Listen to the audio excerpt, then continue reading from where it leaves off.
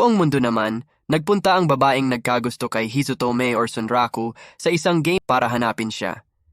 Hindi pa kasi niya nahagilap si Sunraku sa loob ng laro. Ang nasa isip ng babae ay nilalaktawan na naman ni Sunraku ang buong First Tutorial City. Nasa bahay si Sunraku at pinag-aaralan ang mga nakakapagpa-trigger ng mga unique scenarios sa loob ng laro. Kaya pala inimbita siya ng isang Vorpal Bunny kasi nakaya niyang matamaan ng madaming beses ang Likagon na kahit sino ay wala pang nakakagawa nito. Nakaharap niya ang isang leader ng mga Vorpal Bunnies at ramdam niya ang pagkatakot sa lakas ng aura nito. Alam ng leader ng mga Vorpal Bunnies na kinalaban ni Sunraku ang Likagon at napahanga niya ito. Nag-offer ng special training ang boss ng Rabituza kay Sunraku para mapalakas pa niya ito.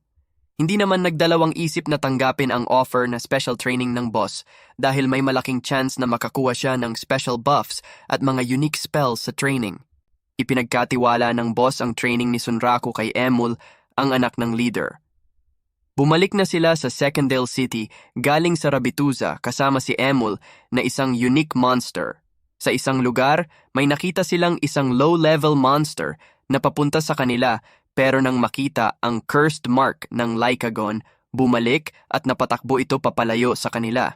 Hinabol ni Sunraku ang monster at binilisan ang kanyang pagtakbo at naglabas ng isang weapon.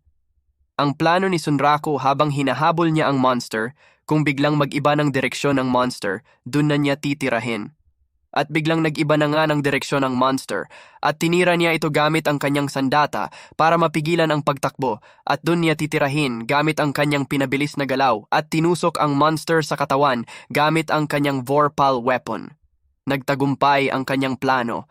Ang kanyang sunod na plano ay kakalabanin niya agad ang mga malalakas na mga monsters at iwasan ang mga mahihina.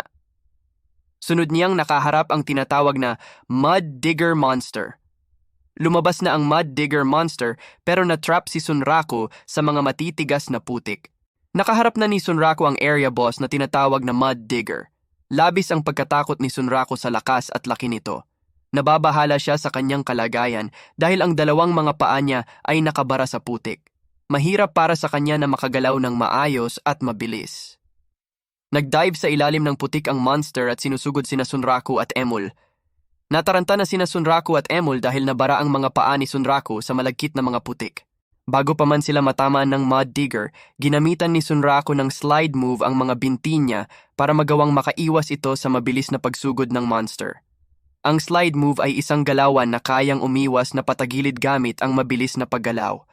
Nasabi ni Sunraku na ang nakuha niyang experience galing sa pakikipaglaban sa Likagon ay malaking tulong para mag-evolve ng malakas ang kanyang mga skills. Para matalo ang monster, kailangan niyang mahanapan ng paraan kung paano gamitin ang mga abilidad niya. Umatake muli ang Mud Digger sa harapan ni Sunraku at akmang kakainin siya nito pero sinangga lamang niya ito gamit ang kanyang Vorpal weapon. Ginamitan niya ng repel counter ang Mud Digger at tinamaan ito sa ulo. Ang repel counter ay sinasangga ang mga pag-atake ng kalaban at nagka-counter-attack ito.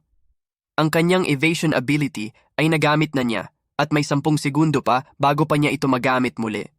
Mahihirapan siya nito na iwasan ang mga malalakas na pag-atake ng Mud Digger. Sumusugod na ng mabilis ang Mud Digger at tumalon para kainin sina Emul at Sunraku. Pero andun si Emul at ginamit niya ang magic edge ng kanyang magic book para patamaan ang Mud Digger. At yun na nga, nakaligtas sila sa pag-ataking yun. Habang napatumba nila ang malaking halimaw, di na nag-aksaya ng pagkakataon si Sunraku at nilapitan na niya ito para tapusin. Nakabangon muli ang Mud Digger, ginamitan na ng spiral edge technique ang halimaw gamit ang Vorpal weapon niya. Di na tinigilan ni Sunraku ang kanyang mga pag-atake sa halimaw at nagsanib ng lakas sila ni Emul para matalo ang monster boss sa area. Pero akala nila na natalo na nila ang Mud Digger at biglang nawala ito sa kanilang paningin. Lumabas ang Mud Digger galing sa ilalim ng putik at inatake si Sunraku. Napatapon sa itaas si Sunraku at matatalo siya pag bumagsak siya galing sa mataas. Nag-iisip siya kung ano ang kanyang gagawin para hindi siya matalo o mapahama sa kanyang pagbagsak. Mukhang nawalan na ng pag-asa si Sunraku dahil wala na siyang maisip na paraan para makaligtas sa mataas na pagbagsak niya.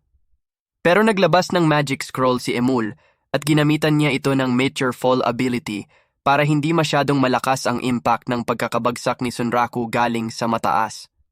Gamit ang Magic Scroll ni Emul, binawasan niya ang malakas na impact sa pagbagsak ni Sunraku para maiwasan niya ang pagkamatay nito at inilipat ang lokasyon ng pagbagsak ni Sunraku dun mismo sa ulo ng Mud Digger. At yun na nga, sa hindi inaasahang pangyayari, dun matatapos ang buhay ng Mud Digger at dun natapos ang matinding pakikipaglaban nila sa area boss na si Mud Digger habang naglalakad sila papunta sa kanilang susunod na lokasyon. Nag-aalala si Sunraku kung paano matatago niya si Emul sa mga mata ng mga naghahanap sa kanya. May paraan si Emul na maitago niya ang kanyang tunay na itsura. Nag-transform siya na isang anyong babae gamit ang secret treasure ng mga Vorpal Bunnies. Nag-transform si Emul para lang makapasok sa susunod na town na kanilang papasukin ng walang pangamba. Papasok na sana sila sa loob ng town pero may nakakakilala sa kanya at pinigilan siya nito. Gustong malaman ng isang babaeng player kung paano matame ang isang Vorpal Bunny. Biglang may dumating at inatake sila ng isang player na tinatawag na Pencil Knight. Abangan nyo sa susunod na episode kung ano ang mangyayari sa paghaharap ni Sunraku at iba pang mga players na naghahanap sa kanya. Muli akong nagpapasalamat sa walang sawang pagsubaybay nyo sa aking mga videos.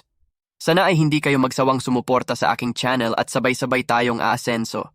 Sa mga bago pa sa aking channel, naway i-consider nyo ang pag-subscribe sa aking channel at mag-like na din sa video kung nagustuhan nyo ito. Hanggang sa muli.